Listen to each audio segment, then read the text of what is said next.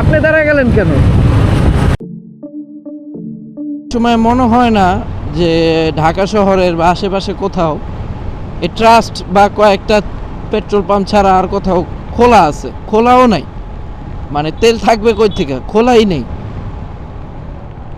তাইলে এই ধরনের সমস্যার সম্মুখীন হইলে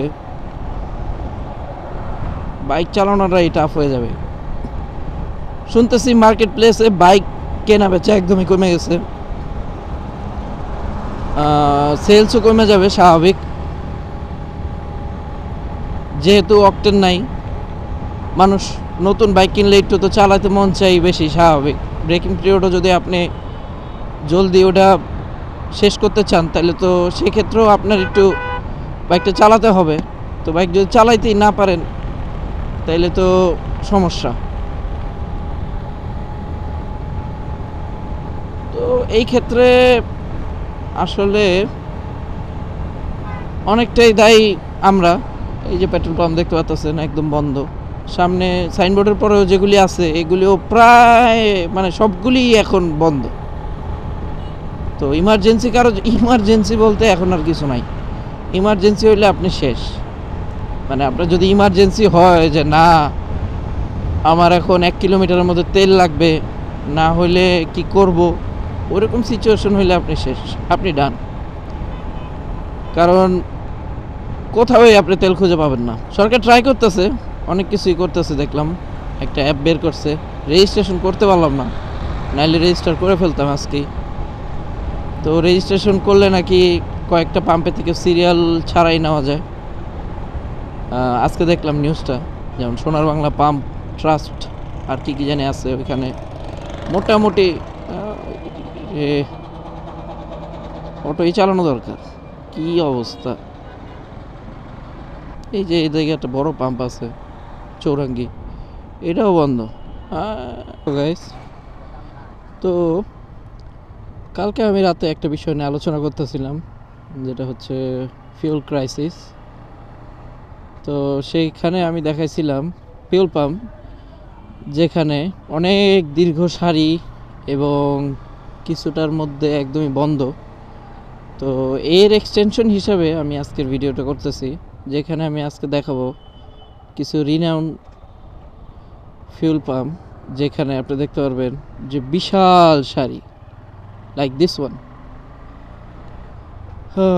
এটা পেট্রোল পাম্পটা আরও প্রায় 1.5 কিলোমিটার দূরে, কিন্তু এখান থেকেই গাড়ির সারি, অথচ অনই হয়নি, ফিউল পাম্পটা অনই হয়নি। মেবি 8টার দিকে অন হবে, এর আগেই দেখেন কি পরিমাণ দীর্ঘ লাইন। তো মানুষের ভোগান্তির শেষ নেই আসলে। দেখেন কতগুলি গাড়ি, কর্মঘণ্টা এখানেই শেষ অর্ধেক। এখান থেকে এই গাড়িগুলি বেরোতে 10:30 11টা বেজে যাবে। তো অফিস করবে কেমনে? রেন্টেকারের বিজনেস তো মনে হয় শেষই একদম, ক্রাইসিসের কারণে। পেট্রোল পাম্পটা এখনও আসেনি, সেটা হচ্ছে এইটা স্টিল অফ। আসলে তাও আইসা মানুষ দাঁড়া রয়েছে, কী করার আছে? এটা কোনটা? এখানেও একটা আছে, এটার মধ্যে বাইকারও সিরিয়াল দিছে, কমই আছে মোটামুটি বাইকের সিরিয়াল। যদি এখানে 8টা থেকে দেওয়া শুরু করে তাইলেও অনেক তাড়াতাড়ি নেওয়া যাবে আশা করছি। আর কী পরিমাণ দেয় সেটাই হচ্ছে বিষয়।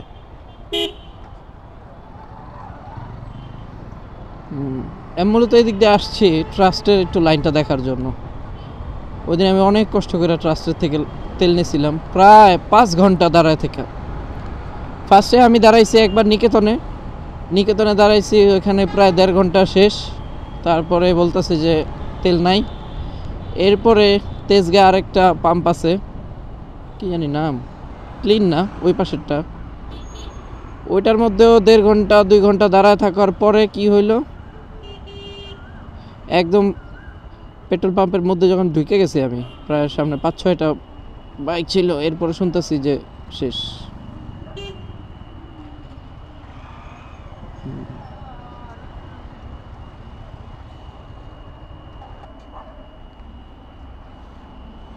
কি যাবেন ওদিকে?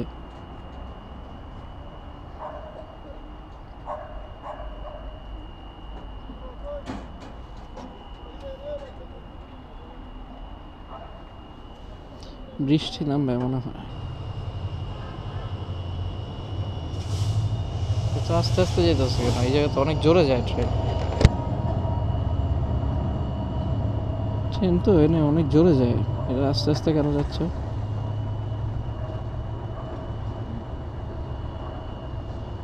আমি দেখতে চাচ্ছিলাম যে তেজগাঁর যে বাপ,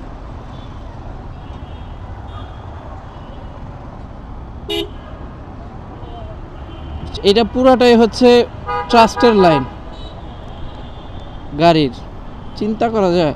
আর বাইকের লাইন কই থেকে শুরু হয়েছে এটা দেখার বিষয়। মানুষের জীবনযাত্রা একদম থমকে গেছে। এভাবে চলতে থাকলে আর কয়দিন যে সারভাইভ করবে মানুষ, সেটাই বড় বিষয়। বাইকের সিরিয়াল তাও এই পর্যন্ত নাই। এখন শুক্রবার দিন যেদিন আমি তেল নিতে গেলাম পরিবার, ওই দিন দেখলাম এই জায়গায় পুরো এই পর্যন্ত লাইন চলে আসছে বাইকের।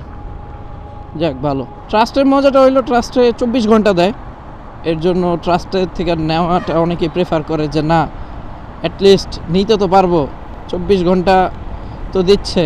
রাত্রেবেলাও সিরিয়াল ধরে রাখে মানুষ, 24 ঘন্টাই থাকে সিরিয়াল মানুষের। আর সমস্যা হচ্ছে এটা স্লো টানে অনেক, কেন জানি আল্লাহ জানে, অনেক সময় লাগে ট্রাস্টে। অন্য অন্য পেট্রোল পাম্পে যেমন পরিবাগে আমি ওয়েট করলাম, পরিবাগে প্রায় তেল নিলাম, ওইখানে আবার 600 টাকার দেয়। বাইকে সুবিধা হচ্ছে ট্রাস্টে হচ্ছে 1000 টাকার দেয়। এই যে এখান থেকে লাইন শুরু, ওই দিন আমি আরও পিছে লাইন ধরছিলাম একদম। আপনি চিন্তাও করতে পারবেন না লাইনটা কত দূরে গেছে, প্রায় এখান থেকে আরও 2 কিলোমিটার পাম্প। দেখেন ভোগান্তি, এর মধ্যে যদি বৃষ্টি পড়ে আয় হায়।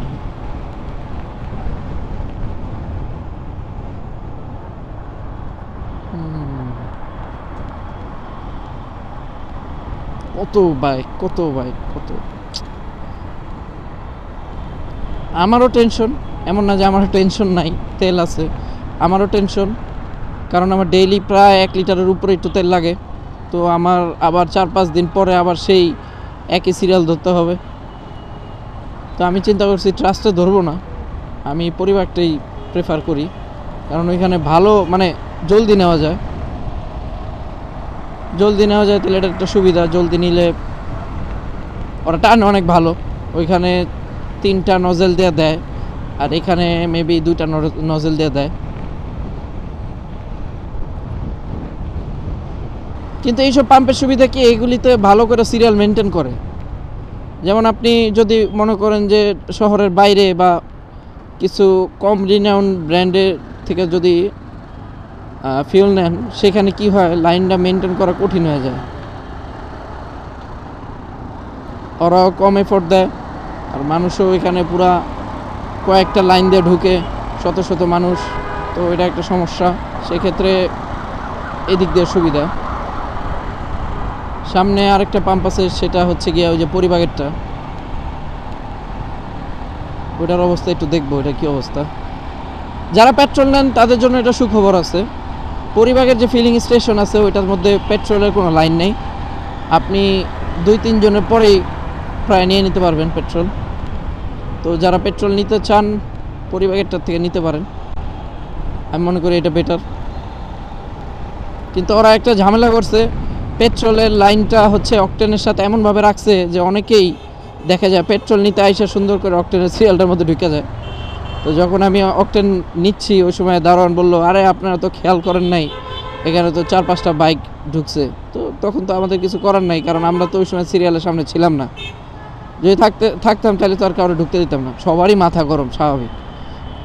এক লোক আইসা বলতেছে যে আরে আমি তো সিরিয়ালে ছিলাম, কিন্তু তার আগে পিছে কেউই ওরকম পরিচিত পাইতেছে না, বলতেছে যে তারা মনে সামনে চলে গেছে। তো আমরা বললাম যে আপনি সামনে যান, আপনি একদম পেট্রোল পাম্পে চলে যান, দেখেন দেয় কিনা। একদম ওটার মুখে যান, এখানে ভেজাল করেন না। তো বলতেছে আমি অনেকক্ষণ ধরে সিরিয়াল ধরছি। সবাই তো সিরিয়াল ধরছে এখানে, কেউ তো আর ইচ্ছা করে এখানে এসে দাঁড়ায় থাকে না। এই সকালে এত জ্যাম হয়ে গেছে।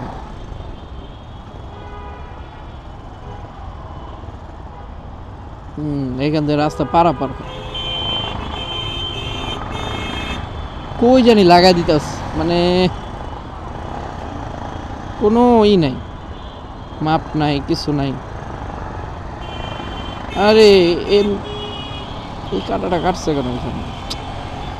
এর জন্যই তো জ্যাম।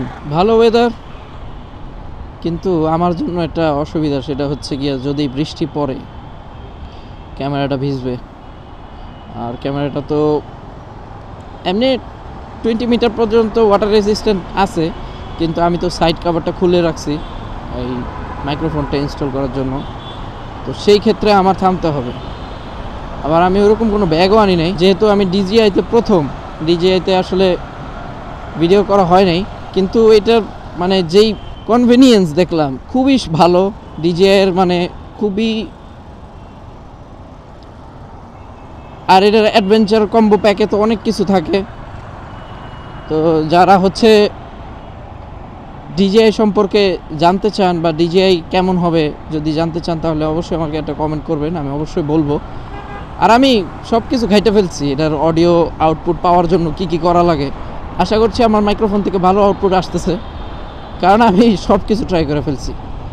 অনেকে অনেক কিছু দিয়ে এটারে মানে মডিফিকেশন করার ট্রাই করে, সো সবগুলি আমি দেখে ফেলছি এবং সবগুলি আমি ট্রাই করে ফেলছি। এবং আপাতত আমি যেই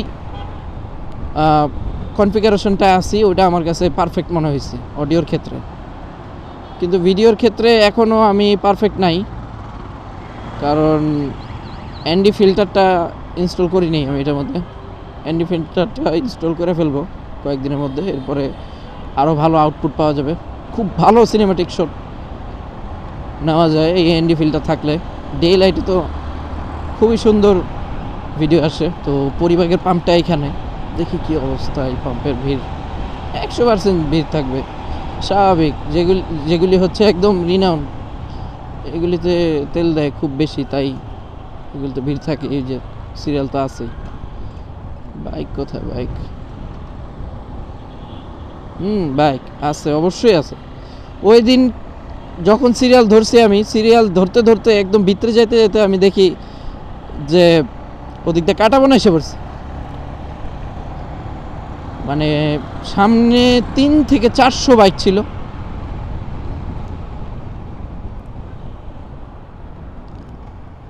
এখানে আরেকটা ভালো পাম্প আছে, যেটা হচ্ছে রমনার পাম্পটা, ওটার সামনে দিয়ে যাচ্ছি। দেখি ওটার কি অবস্থা।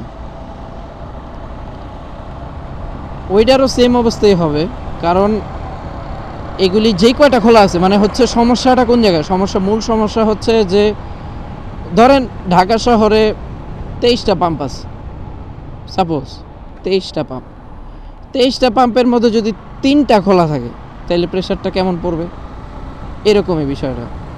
তো 3টা পাম্পে মনে করেন একটু ওদের ডেলিভারিটা ভালো, তো ওগুলি থেকে নেওয়া যাচ্ছে। বাকি পাম্প কখন দিবে, কি দিবে না দিবে, কোনো ঠিক ঠিকানা নেই। যেমন ওই দিন পরিবারের থেকে তেল নিয়ে আমি গেলাম কাটাবনের মাথায় আরেকটা পেট্রোল পাম্প আছে, ওইখানে গেলাম, ওইখানে দেখলাম কম সিরিয়াল। আমি তো অবাক হইলাম, বললাম যে কী ব্যাপার, এত কষ্ট করে ওইখান থেকে তেল নিলাম, এটা দাঁড়াই নিতে পারতাম। যা দেখি ওটা খুলেই নেই, তখন বাজে 11টা, ওটা খুলেই নেই, কিন্তু মানুষ দাঁড়ায় রয়েছে। এরপরে দেখলাম হচ্ছে নীলক্ষেতেরটাও সেম অবস্থা, সিরিয়াল। মনে করলাম কমই সিরিয়াল আছে, দেখি কি অবস্থা। পরে দেখলাম খুলেই নেই। মানে মানুষের এরকম একটা অবস্থা যে যেখানে একবার সিরিয়াল ধরছে, মানে ওইখানে ধরার পরে কয়েক ঘন্টা হয়তো পার হয়ে গেছে, এখন যে কোথাও যাবে আবার, হৃদয় বিদারক মনে হয় আমার এই পাম্পটার অবস্থা দেখলে। ভাই রে ভাই, চিন্তাও করতে পারবে না এই পাম্পে কীরকম ভিড় আছে। দেখাই বিষয়টা কীরকম ভিড় এই পাম্পে। যেমন পাম্পের স্টার্টিং পয়েন্ট এখান থেকে খুলে নাই, পাম্পের স্টার্টিং পয়েন্ট এখান থেকে এন্ড পয়েন্ট, এইটা এন্ড পয়েন্ট থেকেই সিরিয়াল, এন্ড পয়েন্ট থেকে সিরিয়াল যে এইটা পল্টন ঘুরে সেগুন বাগিচা হয়ে আবার এই পাশ দিয়ে আইসা মানে পুরা পাম্পটারে সারাউন্ড করে ফেলছে এরা। কি পরিমাণ কষ্ট! বাইকাররা তো তাও একদিন তেল নিলে, যাদের 1 লিটারের মতো যদি লাগে, তারা তো 5-6 দিন চলতেই পারে। কিন্তু গাড়ি তো ডেইলি নেওয়া লাগে। তো এই বিষয়গুলি আমার খুবই ভাবাইতেছে যে কেমনে এইসব পরিস্থিতি থেকে মানুষ নিস্তার পাবে।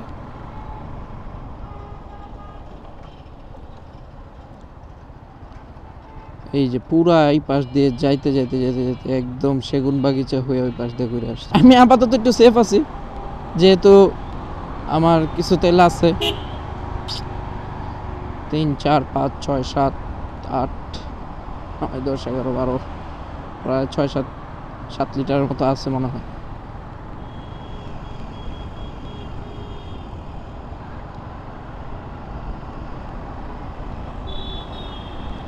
তো সরবরাহ যদি সব পাম্পে থাকতো তাইলে এই ঝামেলাটা হইতো না, কিন্তু সরবরাহই কম। অন্যান্য পাম্প অনেকেই হয়তো মালিক পক্ষ আছে, বেশি একটু ঝামেলা হবে দেখে, কষ্ট হবে দেখে আনতেও চায় না, ওরকম আনতেও চায় না, কারণ তাদের জনবল কম, এরকম মেনটেন করা কষ্ট হয়ে দাঁড়াবে। তো তারা এর জন্য এই ঝামেলার মধ্যে যায়ও না। আরেকটা জিনিস আমি দেখলাম ওই দিন ট্রাস্টের পাম্পে যখন দাঁড়ায় রয়েছি, তো এক গাড়ির ড্রাইভারের সাথে কথা হইলো। উনি বলতেছে যে ভাই আমার তো এমনি বলতেছে যে সাহাবের 2টা গাড়ি আছে, তো একটা গাড়ি সবসময় সিরিয়ালেই থাকে, তো বুঝতেই পারতেছেন ওইটা থেকে তেল আরেকটার মধ্যে নেয়।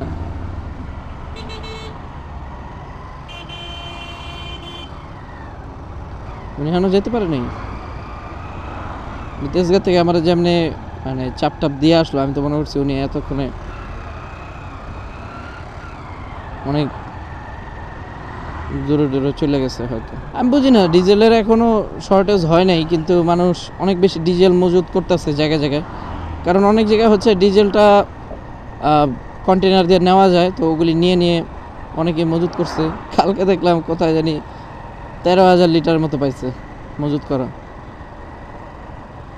তো মজুত জিনিসটা অনেকে মনে করে যে আমার একলা মজুতে এরকম কি হবে, তো এরকম চিন্তা করতে করতে সে নিজে তো মজুত করে, বাকি মানুষও মজুত করতেছে, তো এরকম করে অনেক কিন্তু তেল মজুত হয়ে যায়। পার্সোনাল মজুত, যেগুলির অনেক বড় রিস্ক ফ্যাক্টর আছে আমি যদি বলি আপনাকে। কারণ আপনি পেট্রোল পাম্পে দেখবেন ফায়ার এক্সটিংগুইশার থাকে, বা আরও আগুন নেভানোর জন্য আরও জিনিসপত্র থাকে, ঠিক আছে? কারণ এটা একটা দাহ্য পদার্থ, এনি টাইম কোনো একটা সমস্যা হইতেই পারে, বিস্ফোরণ হতে পারে, কোনো একটা ঝামেলা হতে পারে। সেই ক্ষেত্রে অগ্নি নির্বাপক যন্ত্র থাকা মাস্ট। তো আপনার বাড়িতে কি আছে? যদি না থাকে, এই ধরনের রিস্ক নেওয়া, এই ধরনের ট্যালেন্ট দেখানো তো খুবই ভয়ঙ্কর বিষয়। একজনে দেখলাম ড্রয়িং রুমের মধ্যে রেখে দিচ্ছে সাজা তেল, তো আবার একজন কমেন্ট করছে সুন্দর করে যে আমার তো ওনার ড্রয়িং রুমে যায় একটা সিগারেট খেতে মন চাইতেছে। বিষয়টা ফানি হইলেও কি পরিমাণ মানে আক্রোশ নিয়ে বলছে বুঝতেই পারতেছেন। ঝড় তুফান নাকি। তো আমরা যারা ডেইলি ড্রাইভ করি, ডেইলি বাইক রাইড করি, তাদের জন্য এটা অনেক ঝামেলার বিষয়, এই ক্রাইসিস, ফিউল ক্রাইসিস। কিন্তু এমন অনেকেই পাইছি আমি যারা হচ্ছে তেল মজুত করছে, অথচ সে আগামী 6 মাসেও ওইটা ইউজ করবে না, মানে ইউজ করতে পারবে না, কারণ সে ওরকম বাইক চালায়ও না। তো এইগুলি একটা বড় ইম্প্যাক্ট পড়ে। সবাই যদি এরকমভাবে চিন্তা করে যে না, তেল তো মজুত করা দরকার, তো আপনি চিন্তা করেন যে সবাই যদি এরকম চিন্তা করে, নিজের প্লেস থেকে যদি চিন্তা করে নিজে এরকম 10 লিটার 20 লিটার যদি মজুত করে, এটার ইম্প্যাক্টটা কত বড় পড়বে। আর বাইক যদি ভালো মাইলেজ না দেয়, তাহলে তো এরকম সিচুয়েশনে একদমই খারাপ অবস্থা হয়ে যাবে। প্রায় আমি দেখতেছি মানে রয়্যাল এনফিল্ড চালানো তো একদমই কমে গেছে দেখতেছি।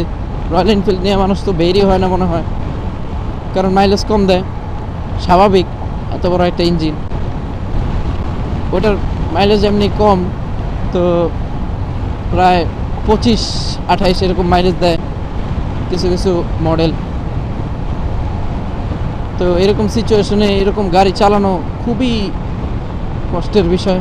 আমার বাইকটা আল্লাহর রহমতে খুব ভালোই মাইলেজ দেয়, 34,000 কিলোমিটার হয়ে গেছে প্রায়। তো হানি ফ্লাইওভার পার হওয়ার পরে এখানে প্রায় বেশ কয়েকটা ফিউল পাম্প আছে। আসেন দেখি এগুলি খোলা আছে কিনা। এগুলি যদি খোলা থাকতো অনেকটাই চাপ কমে যেত, এগুলি এই টাইমে খোলাই থাকে না। নাহলে যারা ঢাকা থেকে বের হইতেছে তারা ইজিলি তেল নিতে পারতো। আমি তো আগে এই রানা থেকে তেল নিতাম, রানা থেকে প্রায় আমি অনেক তেল নিছি, ওদের তেলটাও ভালো। কিন্তু এখন তো পাচ্ছি না তেল। তো কিছু মানুষ আছে যারা হচ্ছে বাইক ছাড়া একদমই চলাচল করেই না, চলাচল করার ওয়েই নেই। যেমন আপনি যদি সেলসে কাজ করেন বা মার্কেটিং নিয়ে কাজ করেন, ওনাদের তো সারাক্ষণই বাইক চালাতে হয়। রিক্সা দিয়ে বা অন্য কোনো যানবাহন দিয়ে এতখানি কভার করা পসিবলও না, তাই তারা মোটরসাইকেলটারই প্রেফার করে। তো তাদের জন্য বিপদ হয়ে গেছে একদমই। রাইড শেয়ারিং এটাও বিপদ। আর এই ক্রাইসিসটা এমন না যে যুদ্ধ বন্ধ হয়ে গেলেই আমরা আবার নর্মাল লাইফে ফিরে আসতে পারবো। এটার ইম্প্যাক্টটা অনেক দিন থাকবে, আল্লাহ না করুক এমন সিচুয়েশনে যাতে আমরা না পড়ি যে এটার রেশ কাটায় আমরা উঠতে পারতেছি না, এরকম যাতে না হয়।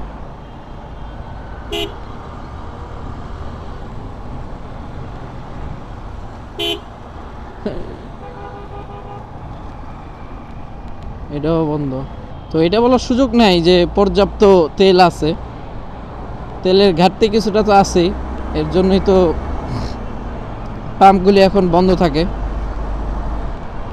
এদেরও সুবিধা হয়েছে, মানে কষ্ট একটু কম করা লাগে। কিছু জায়গায় আছে আবার একটু ঝামেলাও করে পাম্পের ওরা। আমি যেদিন একটা পাম্পে থেকে ওই দিন তেল নিচ্ছিলাম, তো ওইখানে আমার 300 টাকার তেল দিল, কিন্তু পাশে একটা ক্রসওভার ছিল যেটার মধ্যে 27 লিটারের অকটেন দিচ্ছে।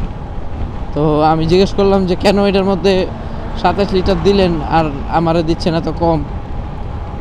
বলতেছে যে এদের গার্মেন্টসে আমাদের এখান থেকে ডিজেল নেয় সারাক্ষণ, তাদের জেনারেটার আরও কী কী ইকুইপমেন্ট চালানোর জন্য। তো এরকম হচ্ছে যারা হচ্ছে মনে করে যে এত কষ্ট করে বারবার কেন নজেল দিয়ে বারবার পাঁচ করে করে বাইকে দিব, এর চেয়ে ভালো আমি কয়েকটা গাড়িতে একবারে দিয়ে দিই। তো আমার তেল শেষ হয়ে গেলে দেখাই দিব সবাই যে না তেল নাই, তাইলে তো আর কেউ প্রশ্ন করতে পারবে না যে না আপনি তেল কেন দিচ্ছেন না বা কিছু। তো এই ধরনের কেসও যে হচ্ছে না সেটা বলা যায় না, এরকম অনেক ঝামেলা হচ্ছে। কিছু কিছু পাম্পের সামনে দেখবেন যে বাইকাররা বাইক রেখে চলে গেছে, অনেকগুলি গাড়ি রেখে চলে গেছে, কারণ তারা এমন অবস্থা হয়েছে যে এখান থেকে নেওয়া ছাড়া উপায় নেই।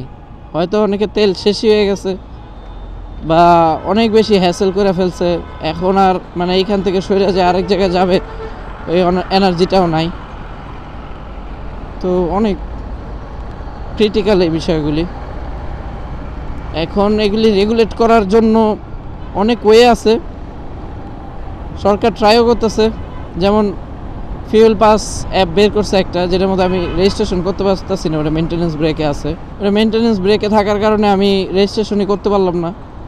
রেজিস্ট্রেশন করতে পারলে হয়তো লাইন ছাড়া নিতে পারতাম তেল। অনেক জায়গায় নাকি এই ফুয়েল পাস অ্যাপটা থাকলে কিউআর কোডের মাধ্যমে কিউআর কোড দেখাইলে লাইন ছাড়াই তেল নেওয়া যায়। তো এইটা অনেক ভালো একটা ইনিশিয়েট। ডেইলি মেবি বাইকের জন্য 10 লিটার নেওয়া যায়। তো 10 লিটারের বেশি তো আশা করি কারো লাগার কথা না। এরকম যদি মেনটেন করতে পারে তাইলে অনেকটাই ভালো হবে। সবাই একটা তেলের সরবরাহটা ভালো থাকবে। বাপরে বাপ। আশা করছি ভিডিওটা অনেক ইনফরমেটিভ হবে আপনাদের জন্য। তো আমরা যারা রেগুলার ড্রাইভ করতেছি বা রাইড করতেছি তাদের জন্য বিষয়টা খুবই কঠিন, কিন্তু আমরা আশা করছি উঠে আসতে পারবো এই ক্রাইসিস থেকে। তো এর জন্য আমাদের সম্মিলিত উদ্যোগই যথেষ্ট। আমরা আশা করছি যে যত্রতত্র মজুত করা থেকে বিরত থাকব এবং সবাইকে সাহায্য করার ট্রাই করব। তো আজকের জন্য এই পর্যন্তই। আল্লাহ হাফেজ।